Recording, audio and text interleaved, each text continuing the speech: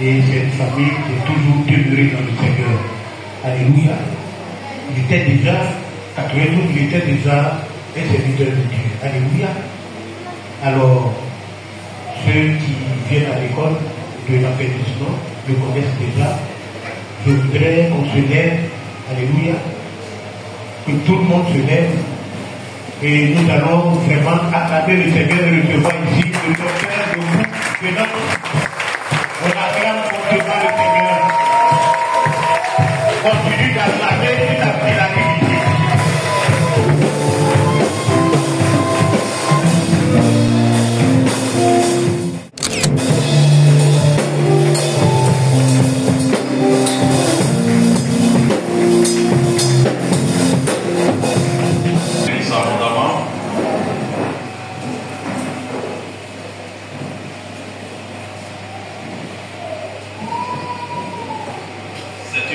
C'est un privilège pour moi de partager ce culte avec la communauté EPM de Trois-Rouges.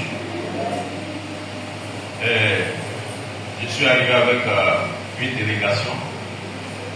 C'est la délégation totale et complète de la famille Noku. Voilà, c'est toute la famille, à commencer par mon épouse, on va vous aider.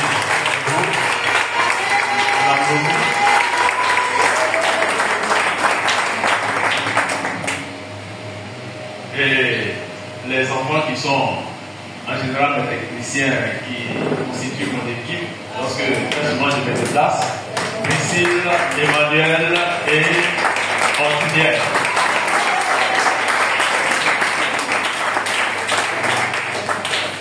Voilà, comme je le disais, c'est une joie et c'est un privilège que nous soyons ici pour partager le culte qui est en train de clôturer la première étape de nos interventions ici, parce qu'il y a une école qui se déroule ici chaque mardi et on a eu jusqu'à 4 mardis, donc un mois pratiquement, et aujourd'hui dimanche c'est l'apothéose. Et comme tout le monde n'est pas venu à l'école, on a voulu qu'à l'apothéose ceux qui n'étaient pas en classe soient nos invités. Donc vous êtes nos invités, ceux que je n'ai pas vus les mardis. Que le Seigneur vous bénisse. Nous sommes en train de parler de Dieu, mais bien avant cela, je suis en même temps une bibliothèque et je suis une librairie. Dieu m'a fait cette grâce. La dernière fois, j'étais venu avec les 12 nouveaux livres parus dans la période. J'ai 12 nouveaux livres qui sont sortis, mais à côté de ces 12, il y a encore d'autres, parce que ces 12 complètent les anciens à un total de 36 livres à mon actif. Donc ce matin, tout à l'heure, il y a le diacre qui me faisait remarquer que ça c'est nouveau, ça c'est un ancien nouveau. Parce que le mardi, ce n'était pas présenté, et aujourd'hui je suis venu avec les autres rapidement. Le prix du pardon, c'est un livre très important pour ceux qui n'arrivent pas à pardonner. C'est un roman, la vie d'un enfant qui a vécu chez le bourreau de ses parents. Il a vu ses parents massacrés et puis il se trouve chez le cerveau du massacre. Que fera-t-il? Le pardon, c'est un livre très passionnant et je vous invite à la voir. Le prix du pardon, tome 1, tome 2, tome 3. Ici on a Mon Dieu plus près de toi, c'est un livre. Le titre est évocateur, c'est le titre d'un cantique. Mon Dieu plus près de toi, plus près de toi. Voilà. Donc ça a été illustré avec les personnages ici. John Kwaku le dit. Dans une radio de la place, quand j'arrive, on m'appelle John Kwaku le dit. Hein? C'est le témoignage d'un jeune qui a créé la terreur dans tous les quartiers, les communes où il est passé et qui a créé beaucoup de soucis à ses parents. Mais lorsqu'il a rencontré le Seigneur, sa vie a changé et c'était plein de témoignages. John Kwaku le dit. La femme vertueuse inspirée de Proverbes, le chapitre 31. Ça c'est très bon pour les femmes. Les questions ici d'établir le leadership féminin. un leadership authentique qui n'écrase pas les hommes, parce qu'il y a des leaderships féminins qui écrasent aujourd'hui les hommes. Voilà. Donc la femme vertueuse, c'est aussi très bon pour les femmes. Donc chaque homme va acheter ça pour offrir à sa femme. L'appel de véritable chante est un ministère extraordinaire. Donc tous les chants, que vous soyez instrumentiste ou chanteur, vous devez avoir ce livre-là. C'est le témoignage d'un couple qui s'est mis au service du Seigneur dans la louange. Ils vont parcourir les nations en commençant de leur pays et Dieu va les utiliser pour des miracles, des guérisons, des restaurations. Comprendre l'identité et le mandat du chrétien, condition pour une église d'impact. Tout ça, c'est un livre d'enseignement. Et puis, comprendre le mariage et la polygamie, sans oublier les autres choses. C'est un livre très instructif en ce qui concerne le mariage, les fondements du mariage.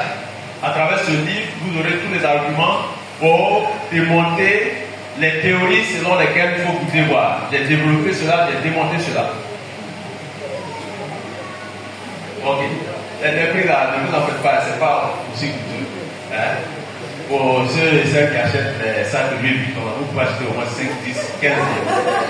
Donc, comprendre le mariage, comme je le disais, c'est un livre.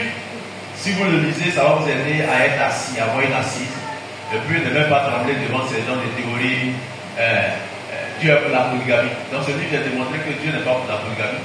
Que Abraham n'a jamais été polygame. Pourtant, les gens le citent. C'est écrit noir sur blanc. Abraham n'a jamais été polygame. Donc, vous comprenez les Saintes Écritures. Dieu a condamné Salomon pour la polygamie. Mais les gens ne ressortent pas ça. Ceux qui encouragent la polygamie. C'est écrit dans ce livre-là. C'est un livre formidable pour vous. C'est à 5 000 francs. Voilà. Les autres, ça va de 3 000 à 4 000, ce que j'ai déjà présenté. Les anges et les géants de Genèse chapitre 6. Est-ce que vous avez une idée des anges, ce que les anges font dans la vie des êtres humains, nos rapports? Est-ce qu'il faut les prier? Est-ce qu'il faut les adorer?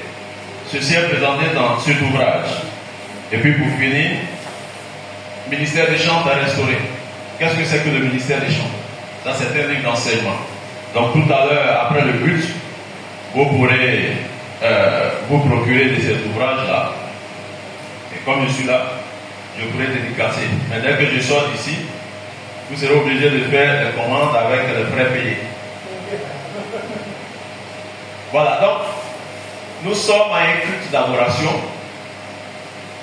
Et quand nous sommes à un culte d'adoration, à chaque culte, nous avons un Dieu qui est particulier, qui n'est pas comme les autres dieux. Voici pourquoi le pasteur a bien voulu qu'il y ait cet enseignement d'affermissement pour que nous puissions savoir et connaître le Dieu que nous suivons, que nous servons, que nous adorons. Et donc depuis 4 séances, 4 mardis, nous avons vu plusieurs sous-thèmes de ce sujet général. Étudier sur Dieu, chercher à connaître Dieu, c'est une doctrine qui est axée autour de 7 thèmes principaux. Quand on fait l'étude sur Dieu, il est important de savoir ce que c'est que la nature de Dieu, les attributs de Dieu, le caractère de Dieu, les œuvres de Dieu, la volonté de Dieu, la relation de Dieu avec l'homme, et puis les noms de Dieu. En ce qui concerne la nature de Dieu, il est important de savoir que Dieu est unique. Le Dieu que nous adorons, il est unique. Il est un. On parle de l'unicité de Dieu. Et c'est ce que le prophète Ésaïe était en train de déclarer en prophétie en disant: je suis l'Éternel. Dans le livre d'Ésaïe, le chapitre 45, versets 5 à 6, Dieu dit ceci: je suis l'Éternel, et il n'y a point d'autre hors moi. Il n'y a point de Dieu. Donc Dieu dit que moi je suis l'Éternel, et en dehors de moi il n'y a pas un autre Dieu. Donc je suis l'unique. Et le Seigneur, lorsqu'il rappelait ce commandement dans le décalogue, a dit en Marc le chapitre 12, le verset 29, voici le premier commandement. Écoute, Israël, le Seigneur notre Dieu est l'unique Seigneur. Il n'y en a pas Dieu. Nous sommes en train de voir l'unicité de Dieu. Et l'apôtre Paul aussi plus tard, en 1 Timothée le chapitre 2, le verset 5, va dire, car il y a un seul Dieu et aussi un seul médiateur entre Dieu et les hommes, Jésus-Christ homme. Ça c'est des convictions, des affirmations que nous devons faire en tant qu'enfants de Dieu. Voici un élément constituant la nature de Dieu, l'unicité de Dieu. Deuxièmement, la trinité de Dieu, c'est-à-dire que Dieu est trinitaire. C'est un point aussi qui quelquefois crée des scandales ou est un point d'achoppement pour plusieurs. Nous ne comprenons pas pourquoi certains, souvent même des pasteurs, qui sont dérangés lorsqu'on parle d'un Dieu trinitaire, sous le prétexte que le mot Trinité n'est pas écrit dans la Bible. Alors nous disons, puisque le mot Trinité n'est pas écrit dans la Bible, et qu'ils veulent rejeter ce mot, ou la notion de la Trinité, pourquoi les mêmes pasteurs font des études théologiques alors que le mot théologie n'est pas dans la Bible? Pourquoi ces mêmes pasteurs charismatiques parlent de démonologie alors que la démonologie n'est pas inscrite dans la Bible? C'est une vision très courte, une compréhension courte de ce qu'on appelle la Trinité. Or, la Bible elle-même confirme et démontre la Trinité en parlant de la divinité du Père, de la divinité du Fils et de la divinité du Saint-Esprit. C'est-à-dire que le Père, il est Dieu, le Fils est Dieu, le Saint-Esprit est Dieu. Et puis, les trois personnes de la Trinité agissent ensemble. Et encore, il y a une coopération des trois personnes dans le salut.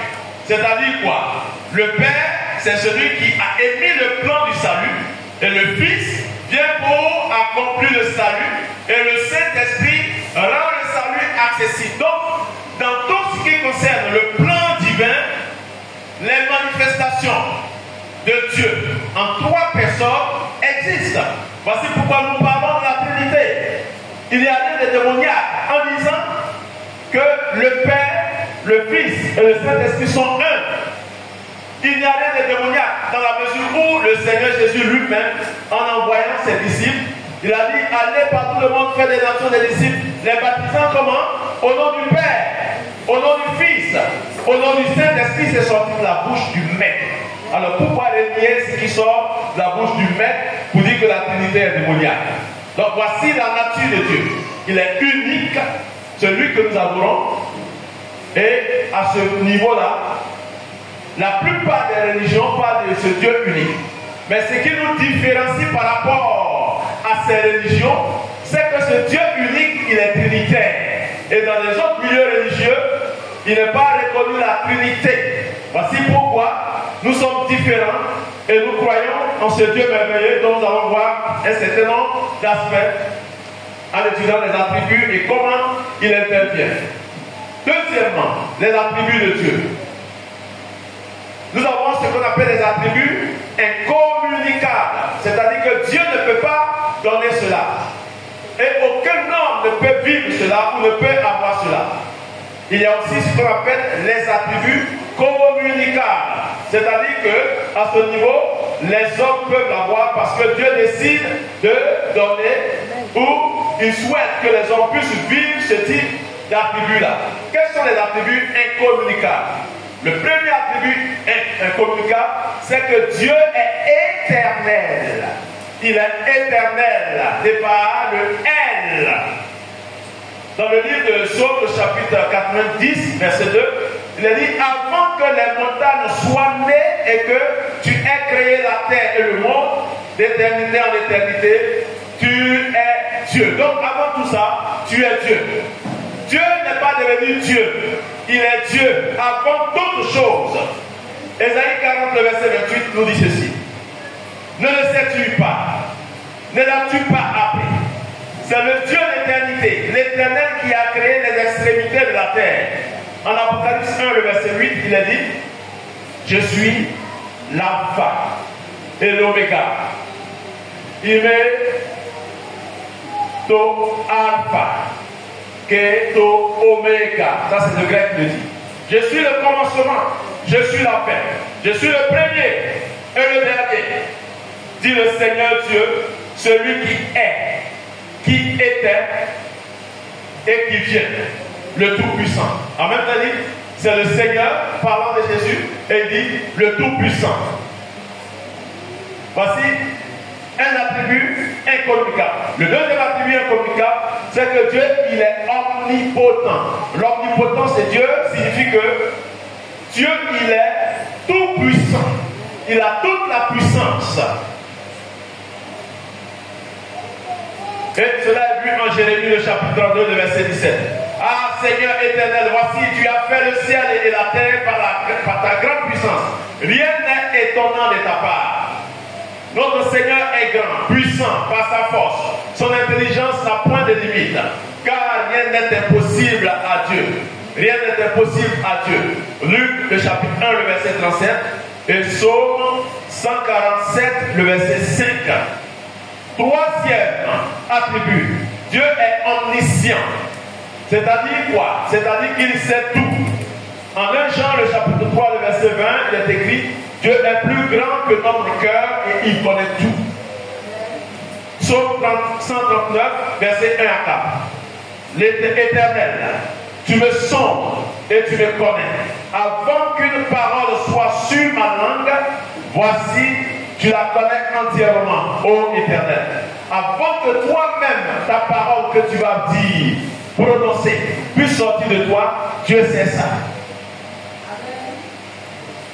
Le Dieu que nous adorons, avant qu'une parole ne sorte, imaginez-vous le nombre de personnes que nous sommes sur la face de la terre. Plus de 8 milliards avant que chaque individu ne sorte la parole. Le Dieu que nous adorons, c'est la parole de chaque individu. Dans le même temps, il sait, avant que tu ne formalises cette parole-là. Nulle créature n'est cachée devant lui. Mais tout est à nu et à découvert aux yeux de celui à qui nous devons rendre compte. Tout est à nu et à découvert aux yeux de celui à qui nous devons rendre compte. Quatrième attribut, Dieu est omniprésent. C'est-à-dire quoi? Il est partout présent. Il est présent partout. Et il est présent n'importe où, même si ça choque les gens. Dieu se trouve dans les champs d'hôtel. Dieu se trouve dans les endroits les plus lugubres où des sacrifices humains sont faits. Voici pourquoi il est témoin de tout. Le psaume 119 nous dit, à partir du verset 7 au verset 10, où irai-je loin de ton esprit? Où fuirai-je loin de ta présence? Si je monte aux cieux, tu es là. Si je me couche au séjour des morts, te voilà. Donc, personne ne peut échapper à l'omniprésence de Dieu. En Jérémie, le chapitre 23, le verset 23 à 24, il est écrit: ne suis-je Dieu que de près? Est-ce que je suis Dieu quand je suis à côté de vous? Dit l'Éternel. Et ne suis-je pas aussi Dieu de loin? Si quelqu'un se cache dans les cieux, dans les lieux secrets, ne le verrai-je pas? Dit l'Éternel.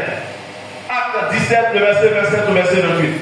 Il n'est pas loin de chacun de nous. Il n'est pas loin de chacun de nous. Et quand on parle de chacun de nous, ce n'est pas les chrétiens seulement. Il est à côté des musulmans. Il est à côté des bouddhistes. Il est à côté des manitou. Il est à côté des féticheurs. Il est à côté des athées. Il est à côté de tous ceux qui sont dans toutes sortes de mysticisme. Même ceux qui sont des francs-maçons et autres.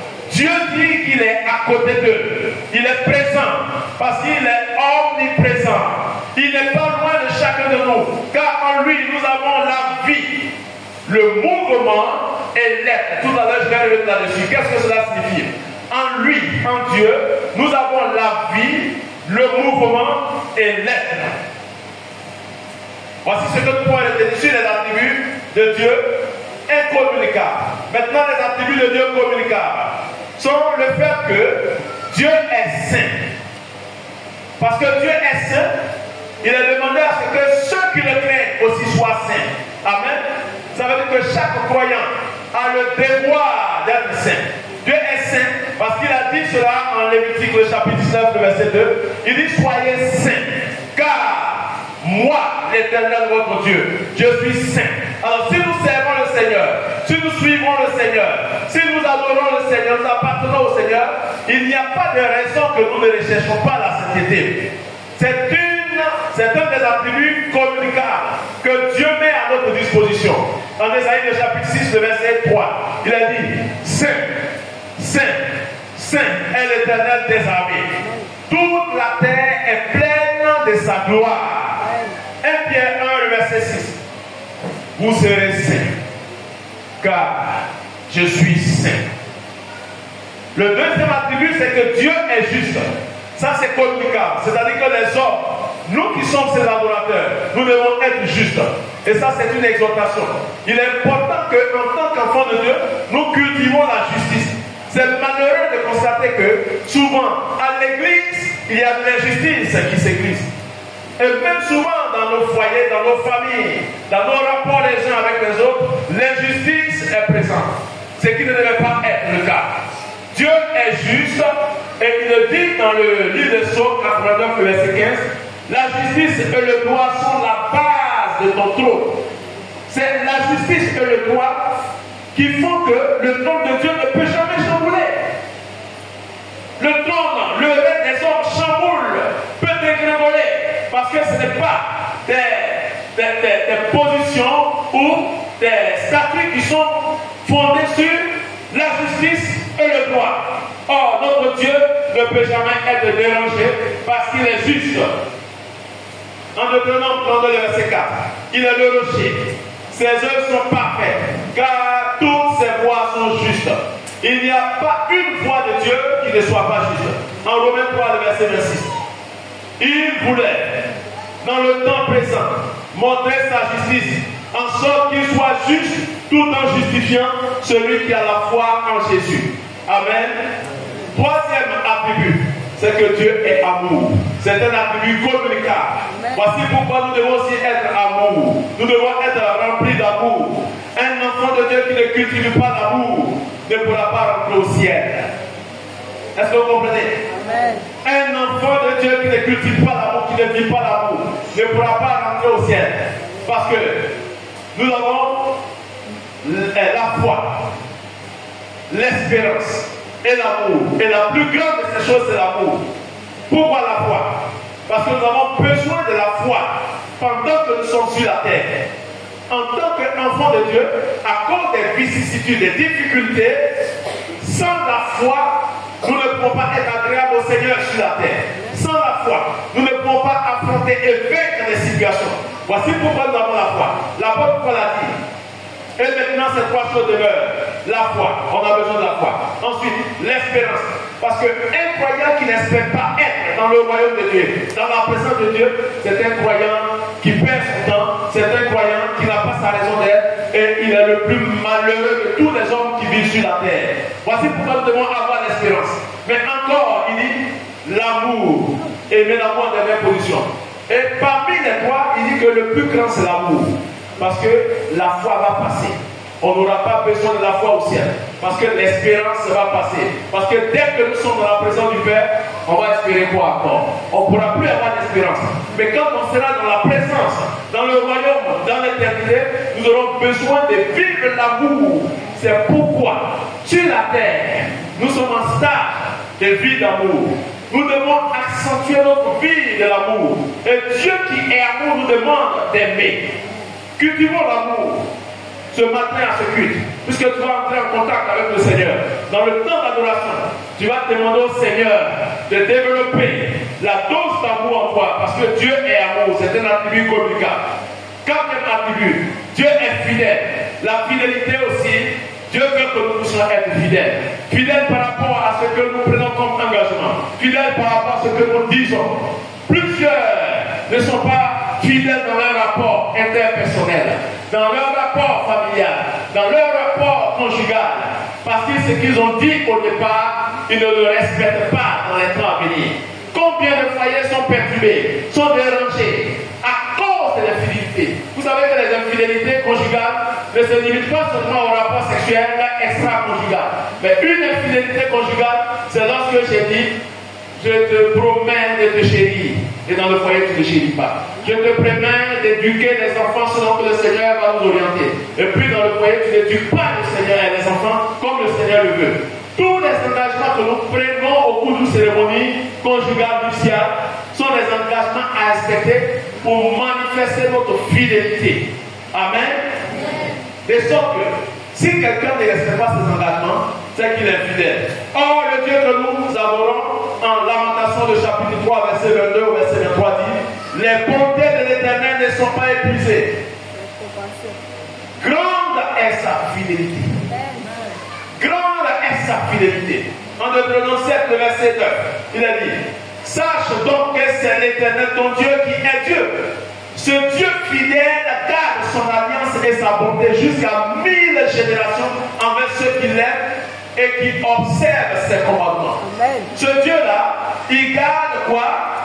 Son alliance. Il garde son engagement. C'est qu'il a dit. Jusqu'à 1000 générations envers ceux qui l'aiment. Si tu l'aimes, l'alliance, l'engagement de Dieu envers toi et ta descendance ira jusqu'à 1000 générations. Amen. C'est une grâce, c'est une bénédiction que d'arroser notre progéniture, même quand on ne la connaît pas.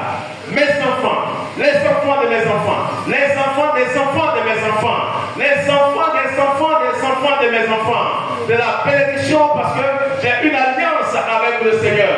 Et la fidélité est un attribut que nous devons aussi communiquer parce que Dieu communique cet attribut-là. En 2 Timothée, le chapitre 2, le verset 13. Si nous sommes infidèles, lui, il fait quoi? Il ne nous suit pas dans nos bêtises. Dieu, si nous sommes infidèles, lui reste fidèle, car il ne peut se renier lui-même. Dieu devenir fidèle, c'est se renier, c'est-à-dire qu'il va déchoir de son trône. Il ne sera plus Dieu. Le caractère de Dieu. Le caractère de Dieu définit sa relation avec sa création, particulièrement sa créature humaine.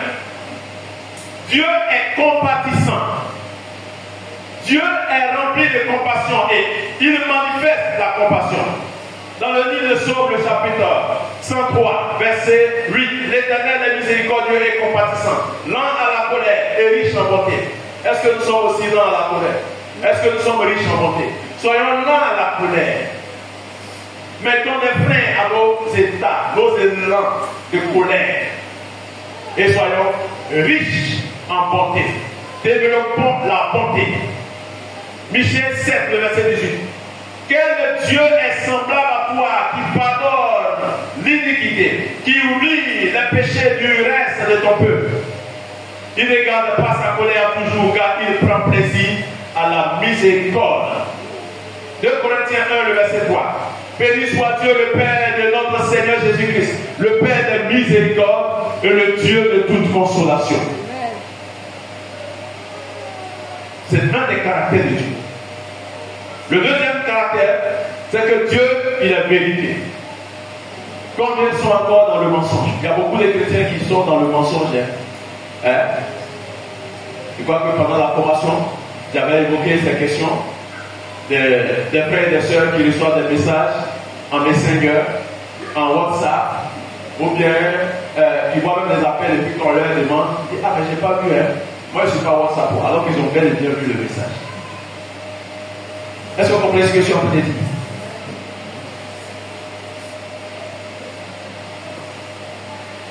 Ton frère t'envoie un message parce qu'il a tenté de te joindre.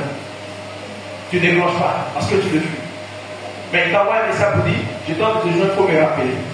Un jour, tu vois, tu te dis rien. Parce que réellement, tu le fuis. Et quand vous voyez à une occasion, tu te dis, mais je t'envoie des messages, puis toi, réellement, tu dis, je n'ai pas vu. Parce que tu penses que personne n'est témoin quand tu avais vu ça. Parce que tu oublies que tu marches avec le Saint-Esprit. Arrêtons ce type de mensonge. Sans oublier les mensonges dans le foyer. Je mens à ma femme me ment. Et nous sommes devenus un foyer de menteurs. Notre vie, nos rapports sont fondés sur le mensonge. Il ne doit pas en être ainsi pour un enfant de Dieu. Parce que le Dieu que nous adorons, si c'est réellement ce Dieu-là, il est vérité. Jean 17, 17. Sanctifie-les par la vérité. Ta parole est la vérité. Mets-les à part par ta vérité. Distingue-les par ta vérité. Fais en sorte qu'ils soient différents des autres par ta vérité. Nombre 23 de verset 19. Dieu n'est point un nombre pour mentir, ni fils d'homme pour se repentir. Ce qu'il a dit, ne le fera-t-il pas? Ce qu'il a déclaré, ne l'accomplira-t-il pas? Est-ce que ce que toi tu dis, tu le fais?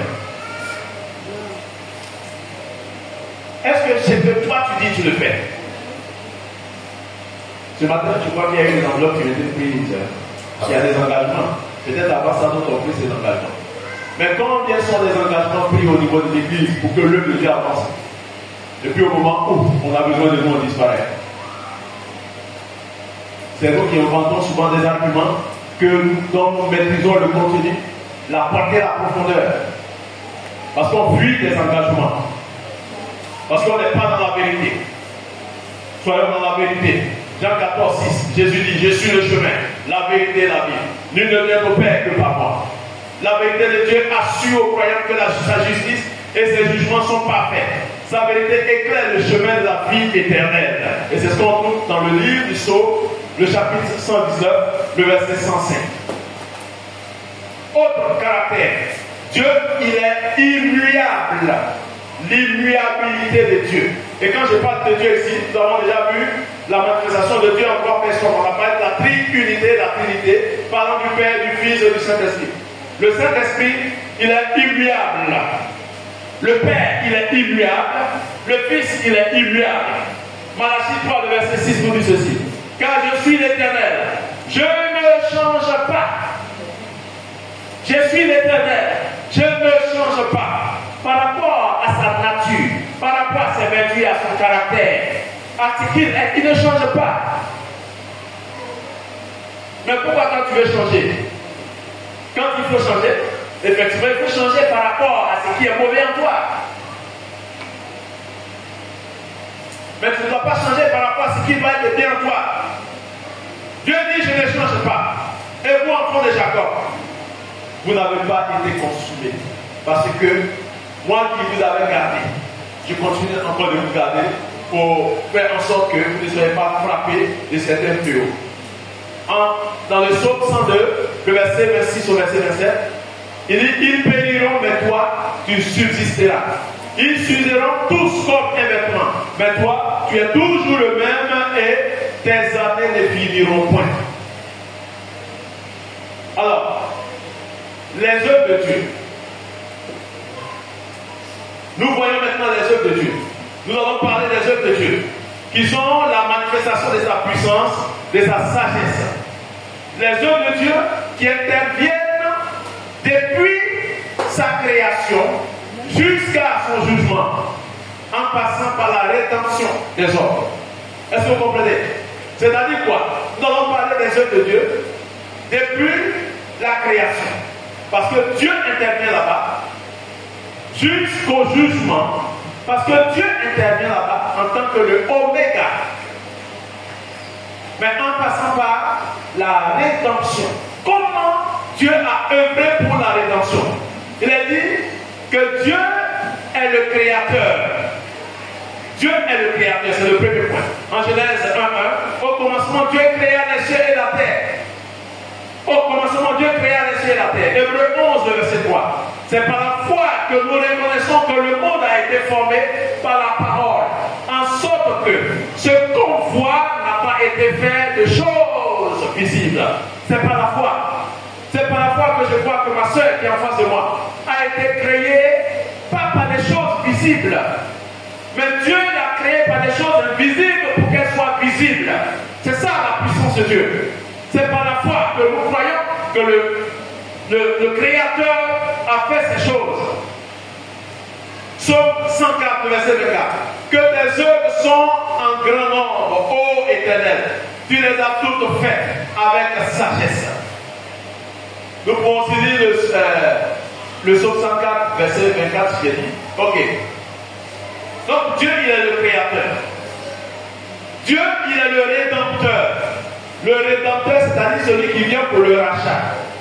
Notre Dieu, Il ne fait pas du business pour acheter. Ce n'est pas un acheteur. C'est celui qui rachète. Voici pourquoi on l'appelle le rédempteur. Les anglophones disent le redeemer. Mon rédempteur est vivant, a dit Job. Ésaïe 44, verset 22. J'ai effacé tes transgressions comme un nuage et tes péchés comme une nuée. Reviens à moi, car je t'ai racheté. Amen. Reviens à moi, car je t'ai racheté. Romains 3, 24 à 25. Ils sont gratuitement justifiés par sa grâce, par le moyen de la rédemption. Par le moyen de la rédemption. Donc c'est une E. Cette E est en Jésus-Christ. C'est lui que Dieu a destiné à être par son sang une victime propitiatoire et expiatoire. Apocalypse 5, verset 9. Tu es digne de prendre le livre et d'en ouvrir les sceaux, car tu as été immolé et tu as racheté pour Dieu par ton sang des hommes de toute tribu, de toute langue, de tout peuple et de toute nation. Amen. Tu es digne de prendre le livre. Tu es digne de regarder le livre. Parce que dans le ciel, le vieillard dit à Jean, rassure-toi. L'agneau qui était immolé, il a dit de prendre le livre. Ça aussi, c'est un autre point d'escatologie. Peut-être sur lequel on pourra revenir d'autres fois pour comprendre. Qu'est-ce que était ce livre-là? Ce livre représentait quoi?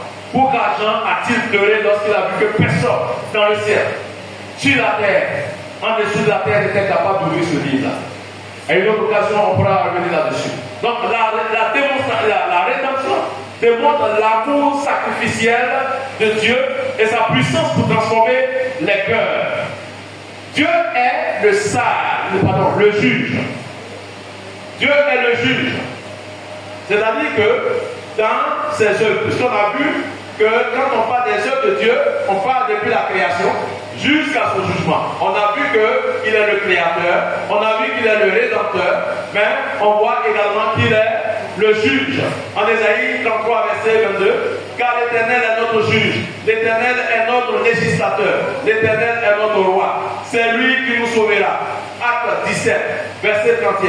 Parce qu'il a fixé un jour où il jugera le monde selon sa justice, par l'homme qu'il a désigné, ce dont il a donné à tous une preuve certaine, en le ressuscitant des morts. Apocalypse 20, verset 12. Et j'ai vu les morts, les grands et les petits, qui se tenaient devant le trône. Des livres furent ouverts, et les morts furent jugés selon leurs œuvres, d'après ce qui était écrit dans ces livres. Le jugement de Dieu garantit que le mal sera puni et que les justes recevront leur récompense. Le dernier jugement décrit dans l'Apocalypse est l'acte final de la justice divine, où Satan, la mort et l'enfer seront jetés dans les temps de feu. Est-ce que vous comprenez cela? La justice finale est que Satan, la mort et l'enfer, c'est-à-dire le séjour des morts, ces trois-là vont être jetés dans les temps de feu. Satan, la mort et le séjour des morts. Voici les trois qui vont être jetés pour couronner le jugement de Dieu. La volonté de Dieu.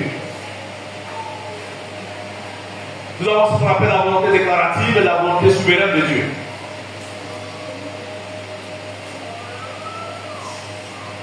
La relation de Dieu avec les hommes. On pourrait parler de ce que Dieu désire, la communion avec l'homme. Et que Dieu rachète l'homme par Jésus-Christ. Quand on parle de la relation de Dieu avec les hommes. Mais on va chuter, on va s'arrêter sur les noms de Dieu. Nous allons parler maintenant des noms de Dieu. Parce que dans quelques minutes, nous allons arrêter le message pour passer à un temps de prière. Les noms de Dieu. Nous avons Elohim. Le premier nom en tant que Elohim signifie Dieu créateur puissant. Le créateur puissant, Elohim, en Genèse le chapitre 1, verset 1, on a vu, au commencement Dieu créa les cieux et la terre. Parce qu'il est le créateur puissant en tant qu'Elohim. Ce nom met en avance la puissance créatrice de Dieu. Nous avons le nom de Dieu manifesté, révélé dans le tétragramme. Le tétragramme qui est écrit en lettres hébraïques, le yod, le he, le vav ou le wav et le he. Yod, he, vav, he, qui a été translittéré en Yahweh.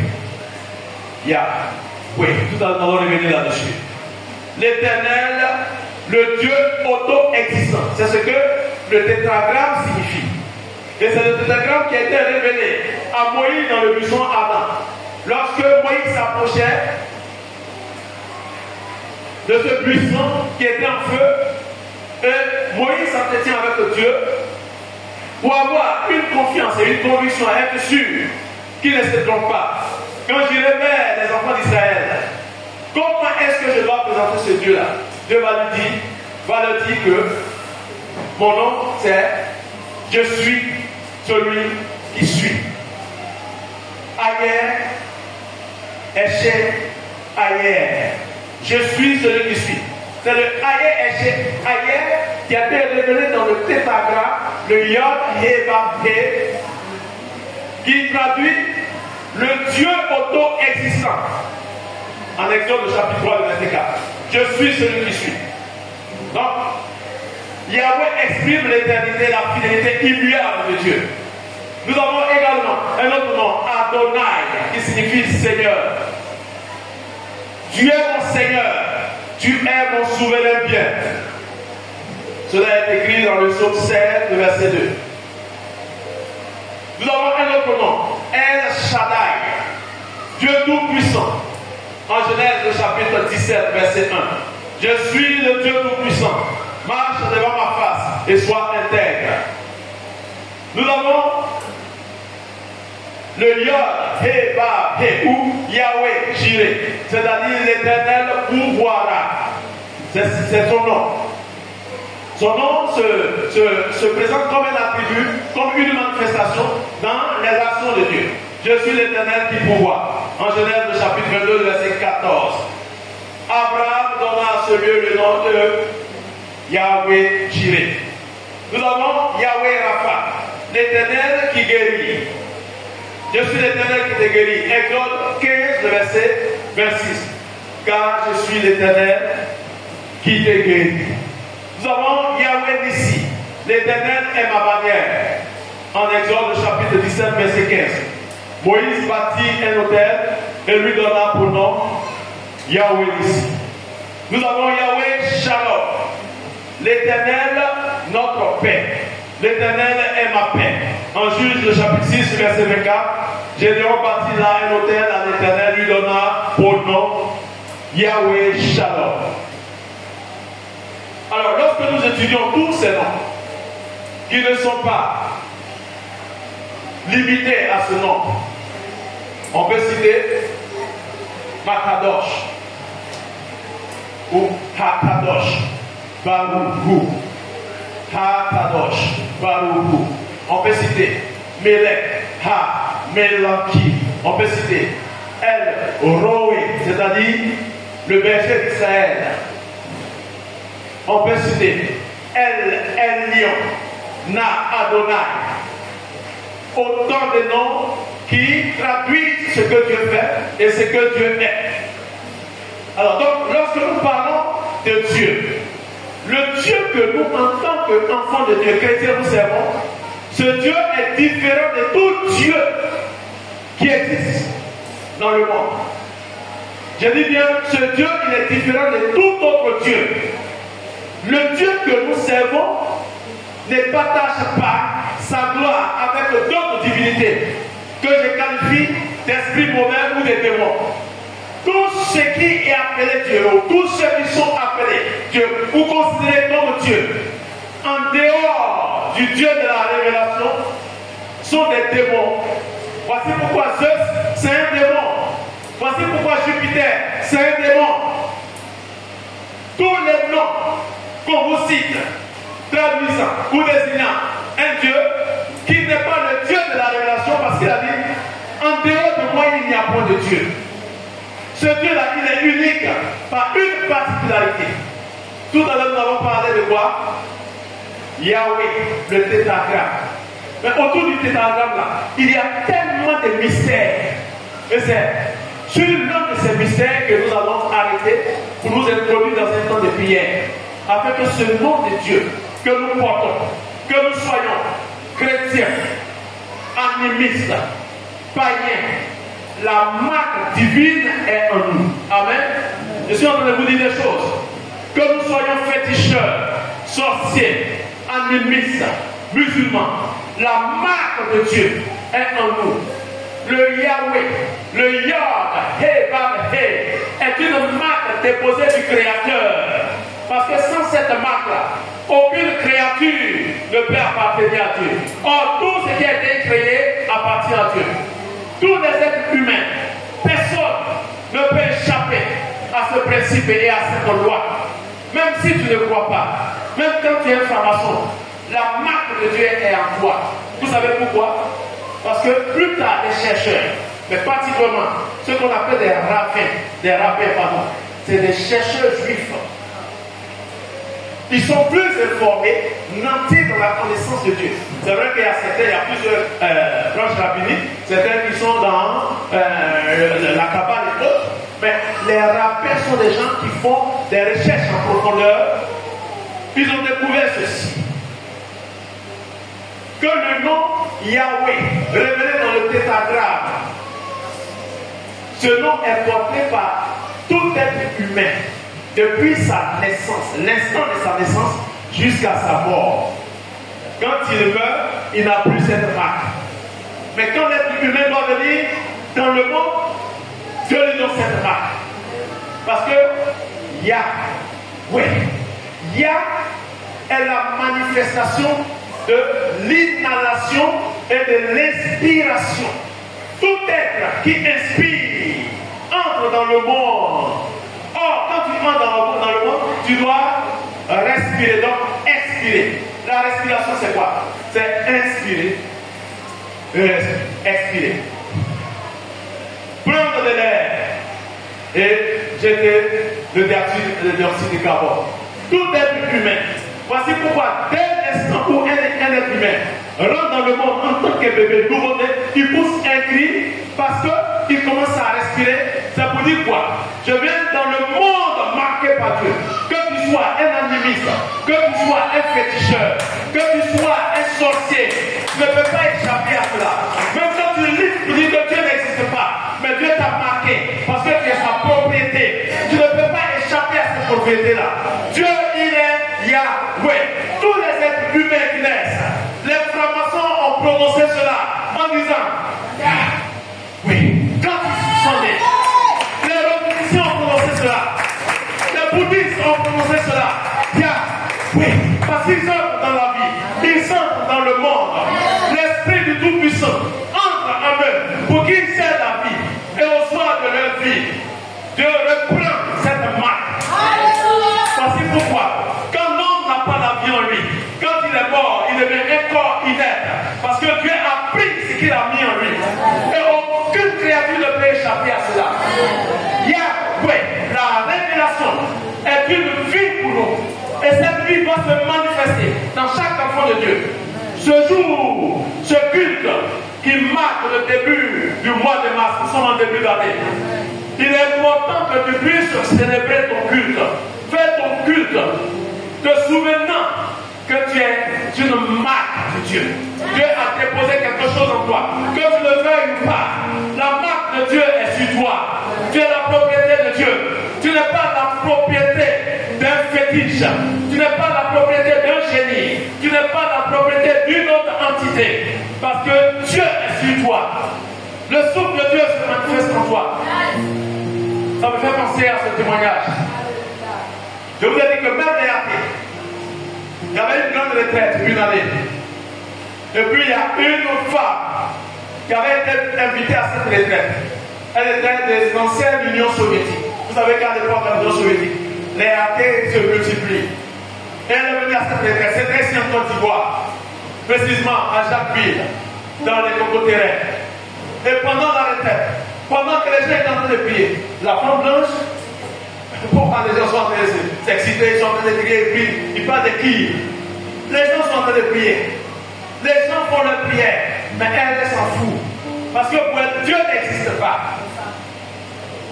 Et comme elle se voyait seule, elle était la seule qui ne priait pas. À un certain moment, elle a passé à prendre conscience. Maintenant, elle va lancer des défis à Dieu. Dieu, moi je ne crois pas que tu existes. Mais si tu existes vraiment, si tu es vraiment Dieu que tu existes, il faut prendre mon souffle.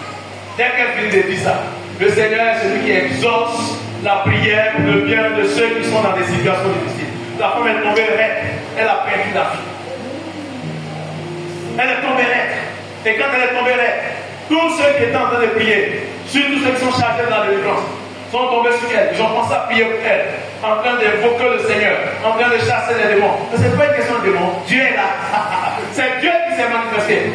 Ce n'est pas tout le temps que quand quelqu'un tombe de cette façon-là, c'est un problème démoniaque. Laissez souvent les gens résoudre leurs problèmes avec Dieu. Elle était couchée, raide. Quelques instants après, la femme ouvre les yeux. Elle est provie. Elle est étonnée de voir les gens qui l'avaient encerclée, entourée, en train de prier. Elle dit, qu'est-ce qui se passe? Pourquoi? Les gens qui me mettaient par terre. Elle dit, en fait, j'ai dit que Dieu n'existe pas. Et s'il existait, qu'il enlève mon souffle. Voici pourquoi j'étais tombée. La femme a commencé à verser des larmes. Elle a commencé à pleurer. Parce que c'était le signe, son premier signe. Elle n'avait jamais cru en Dieu parce qu'elle est née, elle a grandi dans cette culture-là. Elle est athée. Les athées disent que Dieu n'existe pas. Et Dieu a montré que moi, Adonai, El Shaddai, Melech HaMelohim, je suis le grand prophète. La femme est tombée. Elle se relève. Elle demande quelque chose à Dieu. Voici ce qu'elle va demander à Dieu. Pendant qu'elle ne croit pas en Dieu, elle est mariée, ça fait des années, elle n'a pas d'enfant. Elle dit, Seigneur, pour la deuxième étape, je t'en supplie, je crois maintenant que tu existes, que tu es. J'ai besoin d'un enfant, Seigneur. La femme a été sincère. Ce matin, le Seigneur veut que tu sois sincère dans ton adoration, dans le nous avons prié. Sois sincère. La femme a demandé un enfant. L'année prochaine, à la même période où la retraite se tenait, c'était maintenant au stade choc. La femme était pressentie. Une femme blanche, quand on demande le témoignage avant d'être avancé, voici une femme blanche qui vient avec son bébé et son nouveau-né. Dieu s'est manifesté. Qu'est-ce qui se passe dans ta vie aujourd'hui? Qu'est-ce que les gens t'ont dit au sujet de ton Dieu? Est-ce que ton Dieu est vivant? Moi, je ne sais pas ce qui se passe dans ta vie, sur le plan professionnel, sur le plan de la santé, dans tes rapports interpersonnels, dans tes rapports avec ton père, avec qui tu ne t'entends pas, avec ton fils qui t'a abandonné. Qu'est-ce qui se passe? Le Dieu manifesté, révélé en Yahweh veut se manifester dans ta vie. Ce matin, pour changer des choses dans ton corps, quel que soit ce que ton organisme subit, il est celui qui est au-dessus des médecins de la médecine et de la science. Qu'est-ce qui se passe dans ton corps? Qu'est-ce qui a été déclaré comme un rapport médical au sujet de ta santé? Ce matin, je veux que tu puisses entrer en contact avec ce Dieu-là. C'est le véritable. Je vous ai dit qu'il est plus puissant, plus grand que ce grand Dieu des Grecs. Il est plus grand, puissant que Dagon. Quand il est déposé par l'arche dans la présence de Dagon, Dagon tombe parce qu'il a toujours vaincu. Ce Dieu est présent pour toi ce matin. Nous allons entrer en prière. Mets-toi en contact avec le Seigneur. Tu respires. Chaque jour tu respires. Que tu le veuilles ou pas. Tu as une respiration qui est l'émanation de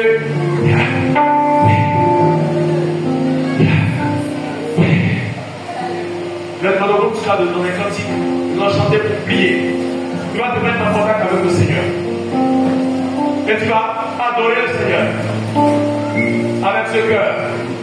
Il est Yahweh. Il est Yahweh. Voilà. Nous entrons avec la gamme. Nous allons chanter ce cœur. C'est une déclaration que tu fais. C'est une confession que tu vas faire. Oh, tu appelles ce Dieu à se manifester dans ta vie. Tu confesses qu'il est Yahweh. Il est Yahweh, c'est-à-dire que tu respires. Et cette respiration-là marque ta vie, quelque chose va se passer. Nous chantons avec le groupe musical. Yahweh. Tu entres en adoration, en connexion maintenant. Tu es Yahweh.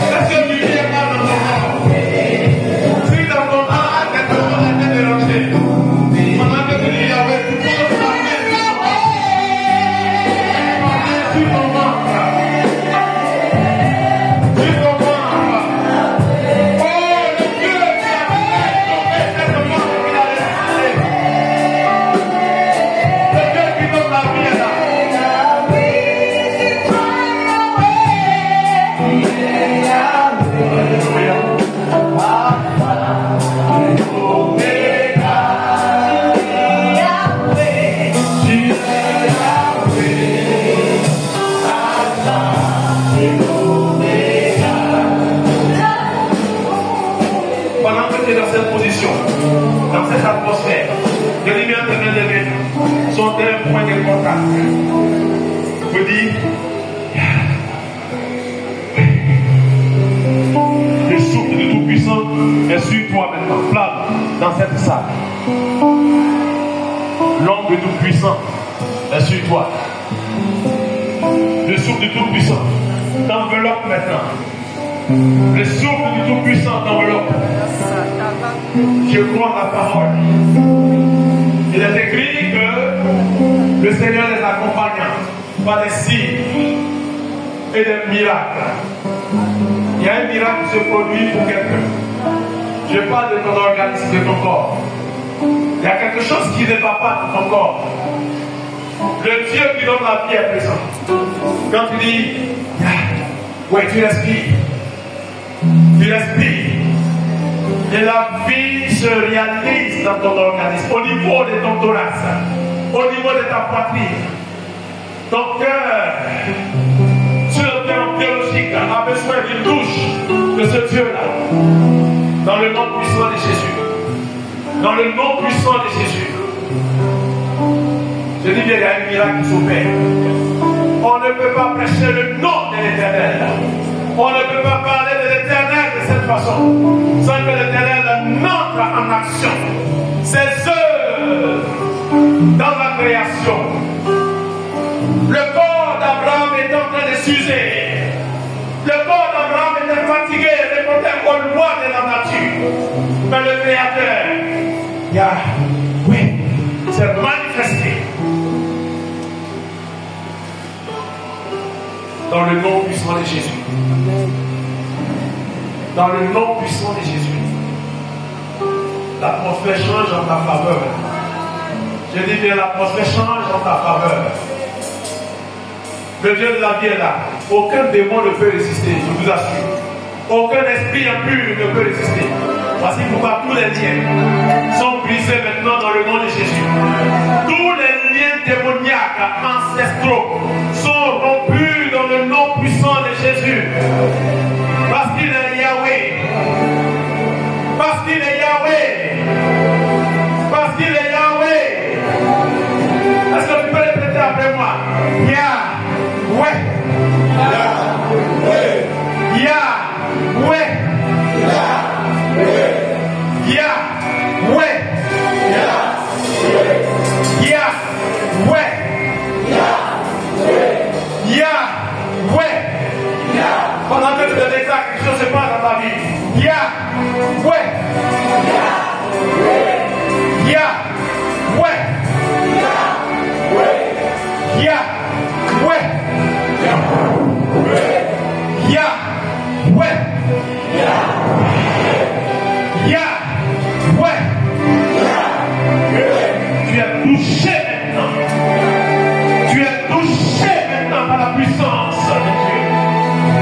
Tu es touché maintenant par la puissance de Dieu. Ce matin, ta vie change au nom de Jésus. La guérison pour toi dans le nom de Jésus.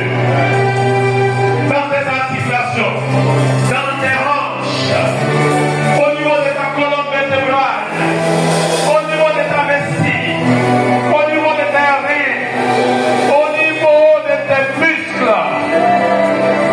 Le rhumatisme laisse place à la vie maintenant. Au nom de Jésus. Au nom de Jésus. La guérison est pour toi. Pour quelqu'un qui a un trouble de mémoire, écoute-moi bien. Celui qui est l'auteur de ta vie de la création, Yahweh est sur toi maintenant. Tu vas mettre ta main sur ton front. Tous ceux qui avaient des troubles de mémoire, qui oubliaient souvent ce qu'on leur disait, que les choses n'étaient pas agencées, au nom de Jésus. Tous ceux qui avaient des perturbations, ou qui avaient des attaques au niveau de leur esprit, comme si quelque chose devait déranger. Yahweh se manifeste. Les choses se mettent dans l'ordre maintenant. Les choses se mettent dans l'ordre maintenant. Ce matin, je ne vais pas toucher quelqu'un. Parce que je ne suis pas digne pour l'heure. C'est Adonai. C'est Belek, Amélanki. Oh, il y a des choses qui se passent dans le système nerveux des gens. Le cerveau est en train de se mettre en ordre. Un nettoyage. Un nettoyage. Hakadosh. Baruch. Hakadosh. Baruch. Melech HaMelokim. Melech HaMelokim. Oh, le Saint-Esprit est formidable. Il est merveilleux. Cette présence est la présence de Dieu. Tu es dans la présence de Dieu. Le lieu dans lequel tu te tiens ce matin est saint.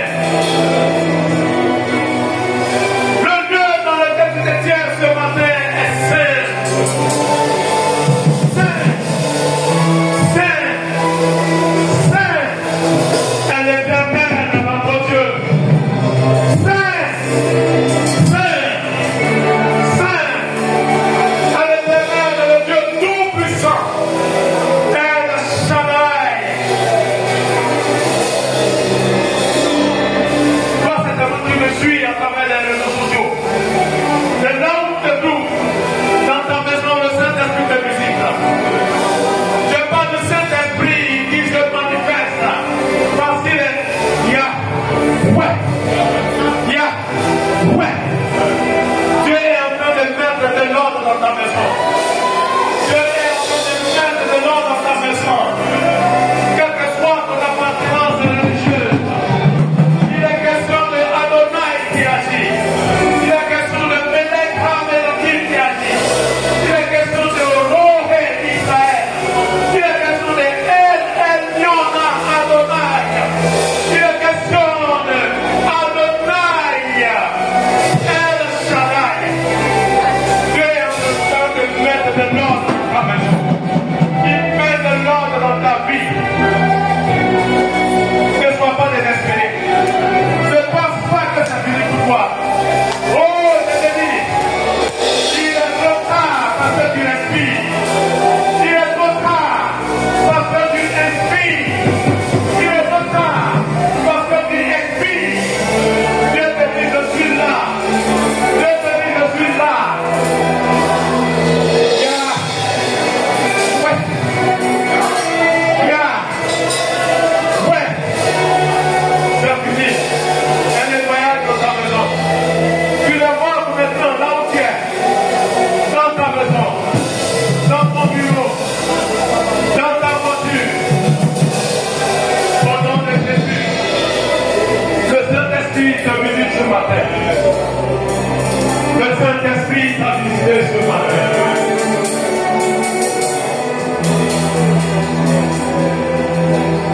Tu mets maintenant la main sur ton cœur pour marquer ta signature de la grâce de Dieu dans ta vie. Pour dire que c'est fait. C'est fait. C'est une marque de vie. La signature est posée par ta main. Et cette signature est faite par le sang précieux de Jésus. De sorte que ton dossier de la vie est irrévocable. Il est incontestable. C'est fini pour toi.